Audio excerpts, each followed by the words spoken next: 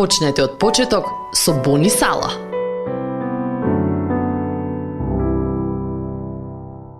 Бог, кој од стари времења многу пати и на многу начини им зборуваше на нашите татковци преку пророците, во последниве денови ни зборуваше преку Синот, кого го постави за наследник на се и преку кого ги создаде и вековите. Евреите, 1 глава, 1 и 2 стих. Јосиф, сопругот на Марија, мајката на Исус, беше човекот кому Бог му зададе огромна одговорност.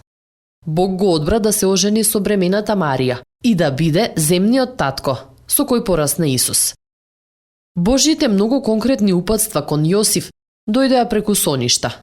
Една моја пријателка сони сон во кој нејзината покојна мајка ѝ рекла да си замине од работата, која беше опасна.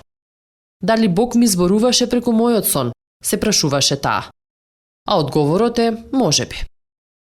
За разлика од мажите и жените од библиското време, ние го имаме Божиот пишан збор, кој Светиот Дух го употребува за да ни зборува.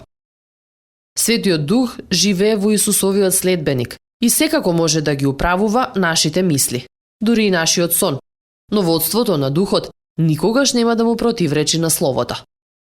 На места каде не може да се најде писмото, постојат многу записи за тоа како Исус им се открива себе си на луѓето во соништата и ги насочува кон верници кои го споделуваат Евангелието со нив.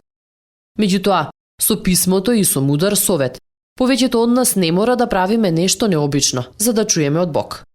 Божиот збор е полн со многу мудрости и не поттикнува да ги оствариме плановите преку совет. Изреки, 20 глава, 18 стих. Неговата жилба е да ни даде нешто што Библијата го нарекува духовна мудрост и разбирање. Колошаните, 1 глава, 9 стих. Дали Бог може да зборува преку соништа? Се разбира. Дали тој уште зборува преку соништа? Тој зборува многу почесто преку неговиот збор, неговиот дух и мудриот совет на оние кои се зрели во верата. Следевте еден момент на рефлексија од Бони Сала. Почнете од почеток со Бони Сала.